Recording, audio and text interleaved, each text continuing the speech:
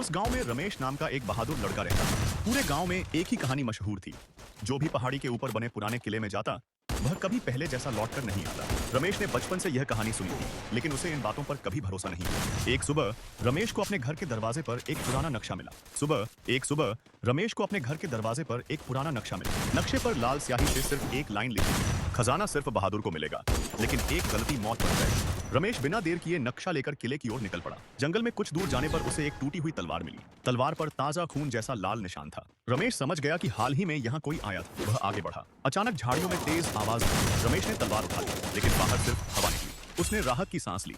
तभी उसकी नजर जमीन पर पड़े नए पैरों के निशानों पर गई। निशान सीधे किले की ओर जा रहे थे। रमेश उनके पीछे चल पड़ा। कुछ देर बाद सामने विशाल पत्थर का दरवाजा दिखाई दिया। दरवाजे पर लिखा था, जो अंदर जाएगा वह अपना सबसे बड़ा डर देखेगा। रमेश मुस्कुराया और दरवाजा धक्का देकर खोल दिया। अंदर घुप अंधेरा था। दीवारों पर पुरानी मशालें लगी थी। जैसे ही रमेश ने पहली मशाल जलाई, पूरा किला रोशनी से भर गया। लेकिन उसी पल पीछे का दरवाजा जोर से बंद हो गया। रमेश ने खोलने की कोशिश की, दरवाजा नहीं खुला। अब वापस लौटने का रास्ता खत्म हो चुका था। उसने हिम्मत नहीं हारी, वह आगे बढ़ता गया। अचानक सामने एक बड़ा कमरा आया। कमरे के बीचों बीच सोने से भरा एक संदूक रखा था। रमेश की आंखें चमक उठी। वह जैसे ही संदूक के पास पहुंचा, पूरा फर्श हिलने लगा। संदूक अपने आप खुल गया, लेकिन उसमें सोना नहीं था। अंदर एक और नक्शा रखा था। वह दूसरी तरफ गिरा और मुश्किल से बच गया, लेकिन पहरेदार नहीं रुका। रमेश ने नक्शा उठाया। उसी समय पीछे से भारी कदमों की आवाज गूंजने लगी। धम धम धम। रमेश ने पीछे देखा। लोहे का कवच पहने एक विशाल पहरेदार तलवार लेकर उसकी ओर बढ़ रहा था। रमेश भागा, पहरेदार भी दौड़ा। पूरे किले में तेज पीछा शुरू हो गया। रमेश कभी सीढ़ियां चढ़ता, कभी टूटती दीवारों के बीच से निकलता। अचानक उसके सामने रास्ता था। नीचे गहरी खाई थी। पीछे पहरेदार तेजी से आ रहा था। बचने का सिर्फ एक ही रास्ता था। रमेश ने पूरी ताकत से छलांग लगा दी। अब दोनों आमने सामने थे। रमेश ने टूटी हुई तलवार निकाली। पहरेदार ने अपनी भारी तलवार उठाई। दोनों की तलवारें जोर से टकराईं। चिंगारियां उड़ने लगीं। एक वार, दूसरा वार, तीसरा वार। अचानक रमेश की नजर पहरेदार के कमर पर बने एक अजीब निशान पर पड़ी। वही निशान जो सुबह मिले नक्शे पर बना हुआ था। रमेश एक पल के लिए रुक गया और तभी पहरेदार ने अपनी तलवार हवा में उठाई। वार होने ही वाला था। पहरेदार की भारी तलवार बिजली की रफ्तार से रमेश की ओर गिरी। रमेश आखिरी पल में दाईं ओर लुढ़क गया। धड़ाम। तलवार पत्थर के फर्श में धंस गई। पूरे किले में जोरदार धमाका हुआ और चारों तरफ धूल फैल गई। रमेश ने मौका देखा।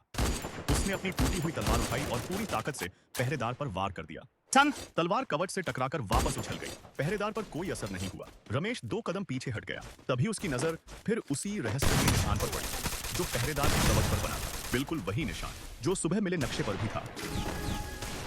रमेश कमरे में घुस गया। दरवाजा अपने आप बंद हो गया। रमेश ने तुरंत नक्शा निकाला। जैसे ही नक्शा उस निशान के सामने आया, कवच लाल रंग से चमकने लगा। पहरेदार अचानक रुक गया। कुछ पल बाद उसने जोर से दहाड़ लगाई और फिर पहले से भी तेज हमला कर दिया। रमेश दौड़ पड़ा। किले के टूटे हुए गलियारों में दोनों के बीच तेज पीछा शुरू हो गया। रास्ते में फर्श टूटने लगा। ऊपर से बड़े बड़े पत्थर गिरने लगे। रमेश किसी तरह बचता हुआ आगे बढ़ता रहा। अचानक उसके सामने एक बंद कमरा आ गया। अंदर जाने के अलावा कोई रास्ता नहीं था। रमेश कमरे में घुस गया।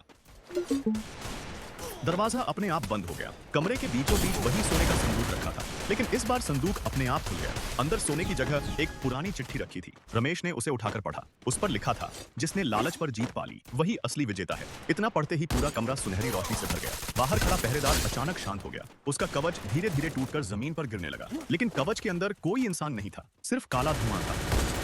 धुआं हवा में गायब होते ही पूरे किले का हिलना बंद हो गया। सामने की दीवार अपने आप खुल गई। बाहर निकलने का रास्ता दिखाई देने लगा। रमेश जैसे ही बाहर जाने लगा, उसकी जेब में रखा नक्शा अपने आप चमकने लगा। नक्शे पर एक नई लाइन उभर आई, खजाना जीतने वाला नहीं, उसकी रक्षा करने वाला चुना जाता है। रमेश कुछ समझ पाता, उससे पहले उसके हाथ पर वही रहस्यमयी निशान उभर आया जो पहरेदार के कवच पर था। उसी पल उसे एहसास हुआ, पहरेदार हारकर गायब नहीं हुआ था। उसने अपनी जगह नए रक्षक के रूप में रमेश को चुन लिया था। और उसी दिन से कालीगढ़ के किले का नया पहरेदार रमेश बन चुका था।